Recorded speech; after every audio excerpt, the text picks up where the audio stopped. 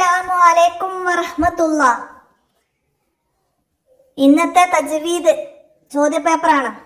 നമുക്ക് ഉത്തരങ്ങളൊക്കെ ശരിയാണോ എഴുതിയത് എന്ന് നോക്കാം. ആദ്യം യോജിച്ചത് ചേർക്കാനാണ്. അപ്പം നമുക്ക് ഏതൊക്കെയാണ് ഇവിടെ വന്നത് എന്ന് വായിച്ചു നോക്കാം. ബിസ്മില്ലാഹിർ റഹ്മാനിർ റഹീം.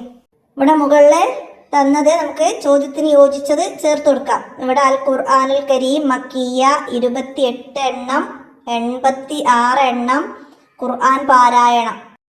ഇത്രയാണ് നമുക്ക് ബോക്സിൽ തന്നത്. ഇനി ഇതിന്ന് യോജിച്ചതിനെ ചോദ്യത്തിന് നേരെ ചേർത്ത് കൊടുക്കണം. ഒന്നാമത്തത് ശ്രേഷ്ഠമായ ഇബാദത്താണ് ഖുർആൻ പാരായണം. ശ്രേഷ്ഠമായ ഇബാദത്താണ് ഖുർആൻ പാരായണം. രണ്ടാമത്തെ ചോദ്യം സൂറത്തുകളിൽ മക്കിയ 86.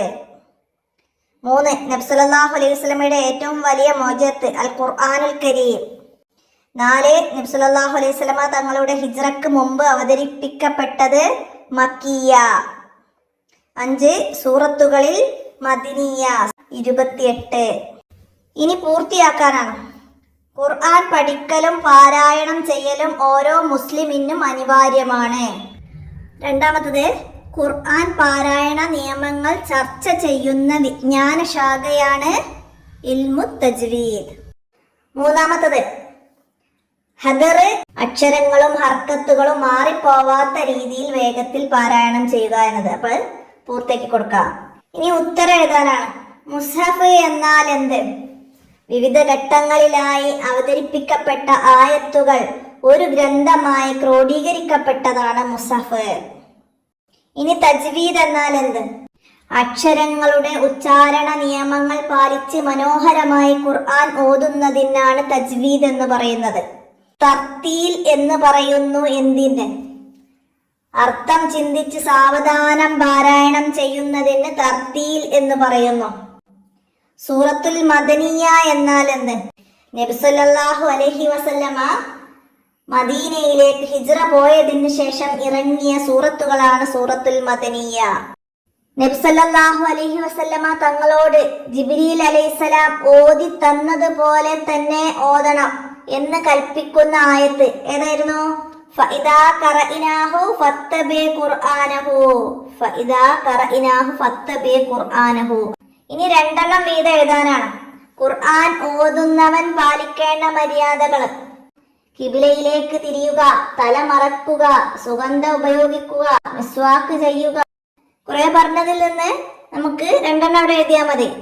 അടുത്തത് ഓത്ത് കേൾക്കുന്നവർ പാലിക്കേണ്ട മര്യാദകൾ: ശ്രദ്ധയോടെ കേൾക്കുക, അർത്ഥം ചിന്തിച്ച് അതിലുള്ള ഉപദേശങ്ങൾ സ്വീകരിക്കുക. ഇങ്ങനെ 2 എണ്ണം എഴുതി കൊടുക്കലാണ്. നമ്മളതിൽ 4 കാര്യങ്ങൾ പഠിച്ചതെന്ന് ഇഷ്ടമുള്ള 2 എണ്ണം എഴുതിയാൽ നമുക്ക് ശരിയാവുന്നതാണ്. ഇനി ആശയം എഴുതാനാണ്. ഖിറാഅത്തുൽ ഖുർആനി സുന്നത്തും മുത്തബഅത്തുൻ യഖുദുഹൽ ആഖിറു അനിൽ അവ്വലി. ആശയം: പിൻഗാമികൾ മുൻഗാമികളിൽ നിന്ന് പഠിക്കേണ്ടതും അനുകരിക്കേണ്ടതുമായ ഒന്നാണ് ഖുർആൻ പാരായണം. ഇനി അവിടെ നമ്മൾ ശരിയും തെറ്റും അടയാളപ്പെടുത്തി കൊടുക്കാനാണ്. അവിടെ ഒന്നാമത്തത് തദ്വീർ എന്നാൽ മിതമായ വേഗത്തിൽ പാരായണം ചെയ്യുക എന്നതാണ്. അത് ശരിയാണ്. തദ്വീർ മിതമായ വേഗത്തിൽ പാരായണം ചെയ്യുക, ശരി അടയാളപ്പെടുത്താം. 2 ഖുർആൻ പാരായണത്തിന്റെ വേഗതയിൽ നാം ശ്രദ്ധ പുലർത്തേണ്ടതില്ല. അത് തെറ്റാണ്. പുലർത്തേണ്ടതുണ്ട് എന്നാണ്. അപ്പൊ അത് പുലർത്തേണ്ടതില്ല എന്ന് വന്നതുകൊണ്ട് അവിടെ നമുക്ക് തെറ്റടയാളപ്പെടുത്താം. 3 തൗബ സൂറത്ത് ഓതുമ്പോൾ ബിസ്മി ഓതുക. അപ്പൊ അതും തെറ്റാണ്. ഇനിയോ ഖുർആൻ അവതരണത്തിന്റെ തുടക്കം മക്കയിലെ ഹിറാ ഗുഹയിലാണ്. അത് ശരിയാണ്, ശരിയടയാളപ്പെടുത്താം.